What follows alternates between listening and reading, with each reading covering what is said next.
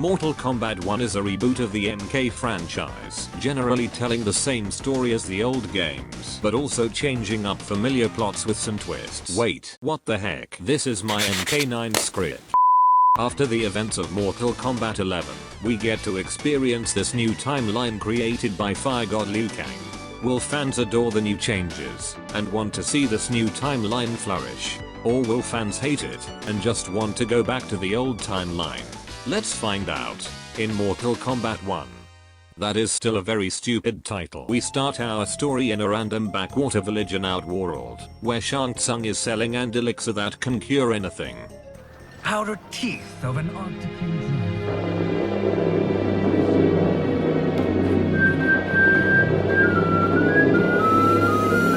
I'm sure you're asking yourselves, can I afford to be without it? But the true question you must ask is, can I afford it?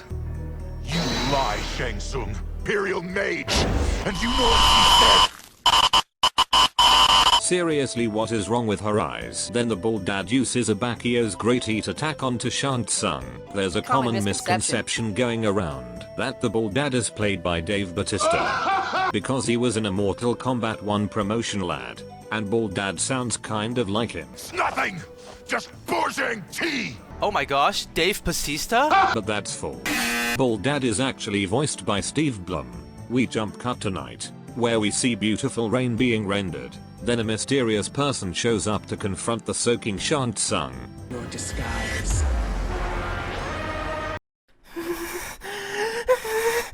You know what? No. I am not gonna rage until we find out who this nun is. I will reserve all my emotions until chapter 12. Also, another common misconception I hear is that people think this is Vanessa Marshall because she sounds like Shiva. I am your deliverer, Shang Tsung. Have you come from the future only to insult me? But that is false too. She is still voiced by Jennifer Hale. She sounds different compared to MK11 because they lowered her pitch for some reason. But my work's perfection has been irreversibly tainted by Raiden's actions. You are uniquely resilient. You are uniquely resilient. Special thanks to the fourth snake for finding out about this. Something about this prologue that impresses me is that despite the fact that Shang Tsung is a horrible person, and he will go on to become an even worse scum of the earth, I actually feel a little sympathetic for him here. In this world where Shang Tsung is powerless, he is still a conniving schemer who makes a living scamming people. But unlike in previous timelines, he's not doing this for power, for status, or for ego. He's doing this to survive. You are uniquely resilient. Who else could eke out a living traveling Outworld's hinterlands? A living? It is barely survival. It's the only thing he can do to make a living. It's the only way he knows how to survive. And that's kinda sad. I'm very impressed that NRS can make me feel a little sympathy for one of the worst human beings alive. Then Mysterious Nun, starts doing exactly what she did in MK11. Lying. And Shang Tsung joins the evil army. We cut to a farm in Fangzhou village. Chapter 1. Kung Lao. Your new era. We see Raiden and Kung Lao working on the fields. Stooped and feeble like Old Man Wei. Raiden makes a bet with Kung Lao to see who can fill up their car with cabbages faster. My cabbages! This place is worse than Omashu! Then they head to the Teahouse, and we meet I wonder what Madom Bo is. Madom Bo, the owner of the Teahouse, who is also training Raiden and Kung Lao. Madom Bo could be a reference to Bo Raicho, since he was also the mentor of the Shaolin brothers, and she has a bow in her name. Madom Bo has become an instant favorite amongst the community. Fans are already begging for her to be DLC, but we all know that won't happen, because her sheer presence would be too overpowered against the cast. That's kind of you to say. Then Raiden and Kung Lao debate on who won the bet. I am paying. You finished work last. But I delivered my cart first. The bet was filled. That's not what I remember. Last to fill their cart pays. So that's how it is, eh? So, I know Raiden is the nicest, most humble cinnamon roll in the entire game. Your friend Raiden is infuriatingly humble. It is annoying, isn't it? But Raiden straight up lies here. This is the only time in the entire game where Raiden is a bit of a brat. Kung Lao then decides to settle this dispute with a friendly spar. And now I'm gonna have to pause right here, because there is way too many stuff to go through. First off, story mode exclusive stuff. The most defining feature in Mortal Kombat 1 are the cameo fighters, and here, there are none. After all, they are having a one-on-one duel, so it makes sense why they don't have partners. This is currently the only way you can play the game without cameo fighters, other than just not pressing the cameo button. Something else unique about the story mode are characters that aren't in their prime yet. Kung Lao doesn't have his razor-rimmed hat, but he can still hit you with his straw hat. And Raiden doesn't have his lightning powers yet. Very interesting from a narrative perspective, but it does limit some of the fun with the characters. There are unique mid-match dialogues. Must we go another round? We both know how this ends. Only one more and I win, Kung Lao. And there are unique loss quotes that will give you what-if scenarios of what happens after your character loses. Apparently, if you lose here, Kung Lao will be so humbled that the entire journey won't begin. These are all very cool features to spice up the story mode. And there's even more features in the next fight. Next I wanna talk about the stage. The stages in this game are gorgeous, and I'm really thrilled to talk about them. I am especially excited to talk about the Teahouse, because there is a lot of Chinese cultural stuff that I get to explain. Now, let's use the power granted by Fire God Liu Kang himself. Free camera. With this, you can see many details in Madom Bo's restaurant. Here's a menu that is filled with many types of tea and coffee. The food they sell here are beef, rice cake, and cookies. A cute sketch of the Mortal Kombat logo. There's even a refrigerator with lots of fake brand foods. That's really detailed. A poster that reads, "Finish him." There is a TV that plays an ad for a robot vacuum. There is a newspaper clipping that reads, "Champion, good tea and Fanshan, world traveler Madom Bo." You can even see Blanche on the newspaper. Heck, there's a giant picture of her in the restaurant. Even if she's from the last timeline, Blanche will always be with you. There was a wanted poster of Suhao, but it got removed from the final build. I guess in between the beta and the official release, he got caught. A picture of Hanzo and Kuei Liang from chapter 4 from MK11, and Kano and Kano from chapter 8 in MK11. Why? I like to imagine that Liu Kang was reminiscing the good old days with Madom Bo, and he took pictures, then gave some to Madom Bo. Madom Bo then framed the photos onto the wall, because of how touched she was of the stories, especially the Kano and Kano part. There are many interactables on the stage too. You can basically break every table and chair in the middle of the stage, and the background characters also react to what you do too. There's a dude who gets pumped when you fight next to him. 2 dudes recording the fight. There will be waitresses scared of the fighting, and they won't deliver the food. Where's the lamb sauce? Come on, man. Where's the lamb sauce? 2 people on the far right who are looking at you. One of them is drunk out of their mind. And my favorite background characters are these 3, who are having a lovely chat. If you fight near them, the customers will be shocked, and try to avoid getting caught in the crossfire. The waitress will run away. And if you perform a fatal blow or brutality near them, they will flip the table and use it as cover. We must be careful. Madom Bo will kick us out if we break something. And now, I saved the best for last. I have also dedicated to videos talking about this. All over the restaurant, you can see posters that say, Mortal Kombat. Mortal Kombat written in Chinese. Before the game came out, people weren't sure what the plot of M1K was going to be. And I use this as evidence to prove that the plot of the game will have a tournament. Do you guys think they're going to do the Mortal Kombat tournament again? There literally is a flyer underneath the TV, which is on the left side of the stage. And on the flyer, it says the exact same thing as the banner. It says 真人快打, which is Mortal Kombat. It's kind of small, but you can see underneath the TV, there's like 4 that says Mortal Kombat. And then underneath that, there's 2 more Chinese letters that says 比赛, which literally translates to tournament. All I'm saying is we don't really know what's going on right now, but That's a freaking flyer that says the Mortal Kombat tournament right there in the very beginning of the trailer. And I was right. One of my more proud prophecies I've made. And the most ridiculous Easter egg. A couplet that reads, Mortal Kombat T. Here's the Mortal Kombat T. I really wonder how the heck this would taste. I did a bit of research, and the drink store Boba guys did a collaboration with MK, and created a drink called Flawless Victory. So I guess that's your real life MKT right there. Now, again. Why? Why plaster a tournament name all over your restaurant that doesn't even exist yet? My headcanon is that Madom Bo is so touched by Liu Kang's stories, that she wants to put memorabilias all over her tea house.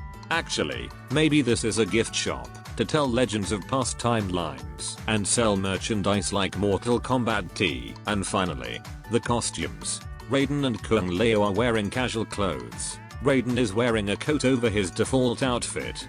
He also doesn't have a hat, and Kung Lao is supporting an ice hoodie jacket, with a cute straw hat. I absolutely love these costumes, and it is a crime that they still aren't available to be unlocked in the game.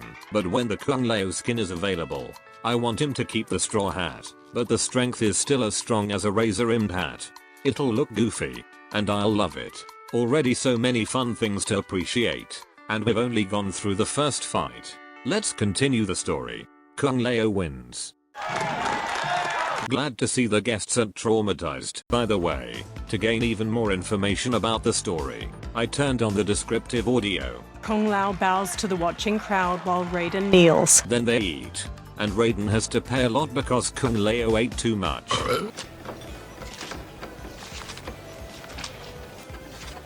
Raiden hands her cash, but his face drops as she beckons for more. I like that back smoke. The Lin Kuei appeared to ask Madom Bo for money. He advances on Madom Bo. You what? He advances on Madom Bo. I don't mind. Either do I. Madom Bo, it is a simple choice. Pay for our protection, or risk harm to this fine establishment. Madom Bo refuses, and an all-out brawl begins. Even the waitress join in. Smoke destroys an old lady, so Raiden and Kung Lao join the fight, and take on Smoke. I'm sorry to pause so soon again, but there's already story mode exclusive stuff happening here. There are cameo fighters who are only usable in the story mode, and here's one of them. Raiden is not a playable cameo fighter in the base game, but him and many more are usable in the story mode. They are quite limited in abilities, but it's still cool to have this. Every single stage in the game has a second variation, and for the Teahouse, it turns from day to night. Most of the customers are gone, either because it's closing time, or most likely the Lin Kuei scared them off. The two dudes who were recording are still here, and the bald guy on the far right has fainted on the table.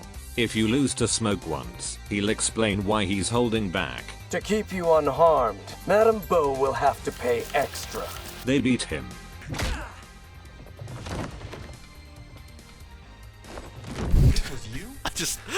Honestly, why am I helping this guy? And then reinforcement arrived. How does he do that? I have no idea. Dude shooting ice, out of this world. Mystical blue energy, that's normal. We call that Chi. Madom Bo. Sub-Zero jump scare! FNAF sound effect. Then Kung Lao faces Scorpion. During the fight, Raiden would occasionally jump up to the second floor to assist Kung Lao, and Sub-Zero would do the same for Scorpion too. Fun fact, Sub-Zero is the only base roster character that when turned into a cameo fighter for the story mode, shares the same moves with his cameo counterpart, whereas Kung Lao and Scorpion don't. And that's because Kung Lao can't teleport in this timeline, and Scorpion doesn't have a skull for a head. Kung Lao wins. Raiden goes up to the second floor. Sub-Zero eyes him, then kicks two legs out from under a table, turning it into a ramp. I don't think making a ramp would have helped you jump higher, my dude. Then we see a man who won the I Don't Give a Fuck awards.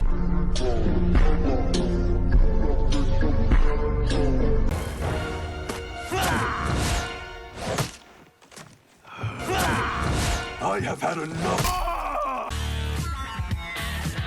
Then Kung Lao fights Sub-Zero. This is the only time you'll ever see Kung Lao hatless. You can still use moves that involve his hat though. Raiden eventually breaks out of the ice to help Kung Lao, and Scorpion gets back up to help Sub-Zero, and then goes back to pretending to be down. Yeah, not all these cameo fighters make sense here, and there will be even more funny scenarios later on. Kung Lao wins, then he remembers how he threw the I don't know what this is called. Kung Lao chucks a circular chakram decoration. Thank you descriptive audio. I'm not a Kunjin main, so I wouldn't have known. And starts making funny faces. They check on Madom Bo, who unfortunately has passed away. Dead? Not yet. Something I absolutely love about Chapter 1 are the fun and lively background characters. I want them as cameo fighters. Old Man Wei can spit projectiles. Lin Kuei member will pretend to be dead and trip over the opponent. Beer guy will dodge everything. Madom Bo will charge you dragon crystals for each property you destroy. It turns out this whole thing was a test to see if Raiden and Kung Lao are ready to become Lord Liu Kang's champions. Nice strip by the way. You should be more respectful. And unlike Hooded Frost, which is not unlockable in MK11, you can unlock Hooded Liu Kang. And here we get our expedition dump. God?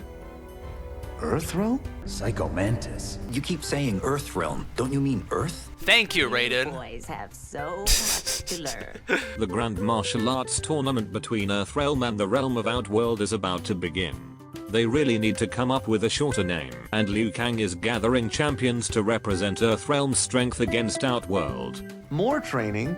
These two couldn't defeat us. Beyond. And thus, Raiden and Kung Lao join Lord Liu Kang.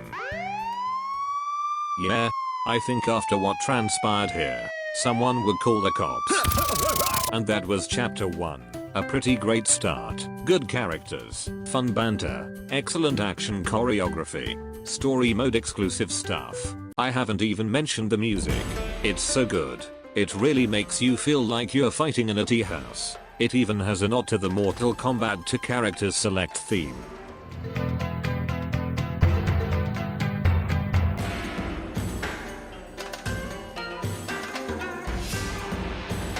I also love how as the rounds go on, the music picks up and gets more aggressive.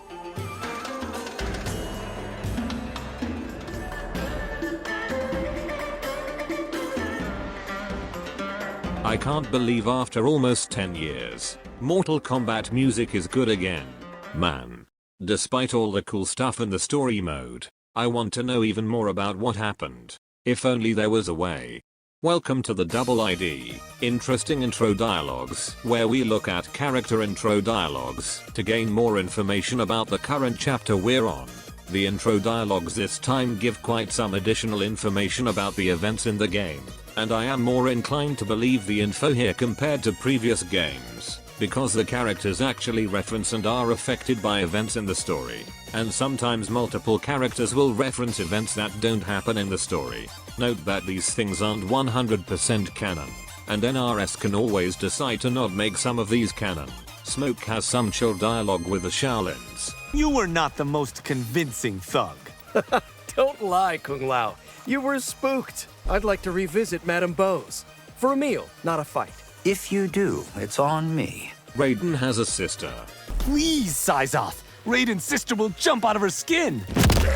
Kung Lao wanted you to scare Raiden's sister? He can be so immature. Madom Bo apparently has a specialty. I'm not real. This is all in your head. I have to stop drinking Madom Bo's special tea. Admit it.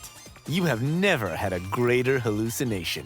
Raiden wasn't kidding about Madom Bo's special tea. Madom Bo was the one who designed the test. Can I play a part when Raiden's sister is tested? The exam scenario is up to Madom Bo. Madom Bo says you're out, Kung Lao. No way! I want to help test Raiden's sister. And more importantly, Madom Bo was once Lin Kuei. Did you know that Madom Bo was once Lin Kuei? What? I want details. There's one more segment I want to go through for this chapter. I want to talk about the individual characters in the game, and how I feel about them in the story. maybe even go through their character designs and how I feel with them as a whole. And I call this segment, Let's Break It Down. Kung Lao. The funny thing is, there isn't much to say about him. Personality wise, they straight up plucked him from MK11 and put him into M1K. He's still the courageous, cocky guy who's trying to make a name for himself. The one thing I really like about him is his dynamic with Raiden. Kung Lao has always been best bros with Liu Kang, but since Liu and Raiden have switched statuses, now Raiden is best bro with Kung Lao, and I honestly love their back and forth. If you like Kung Lao, then you are still going to like him here, and there are no major BS things that happen to Kung Lao this time. In fact, nothing really happens to him. He just kinda chills for the rest of the game. You never even play as him with his razor-rimmed hat. Take what you can get, I guess, though this first chapter is a pretty good start. NetherRealm Studios is quite well known for having good and exciting starts for their games. Except for Injustice 2. That intro was horrible. That shit's ass, bro. Let's hope they can maintain this momentum throughout the story. Hey guys, what is up? SonicHaXD here, and thank you all so much for watching this video. This is going to be the only video in this series where I talk at the end. Well, I might also do it in my last video too. Now the reason why I'm recording this is because I want to explain exactly how I'm going to do this series. So if anybody else ever asks, so where's the next Sucks video? Then just please lead them to this end credit scene right here.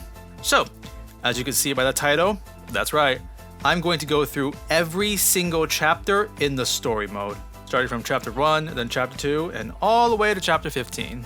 Then after I'm finished with all these videos, I'm going to assume that the DLC Aftermath story will be released, so I'll be definitely talking about that. And once all these videos are completed, I'll be making one giant compilation movie Sucks video. It'll also have fixes to mistakes I may have made, updates to new things they've added, and just be the ultimate Mortal Kombat 1 Sucks video. In terms of release dates, I plan to release an episode every single month, and it will always be at the end of each month. So the next episode will be out at the end of February, and so on and so forth. I hopefully will be on schedule because I know myself and I feel like I will put way too much effort into some of these episodes, especially the reptile one. But hopefully I'll stay on schedule. And that's about all I've got to say. I'm really nervous and very excited to do this series, and I hope you all will enjoy this Sucks saga. Thank you all so much for watching, and I'll see you guys in chapter 2. Bye bye!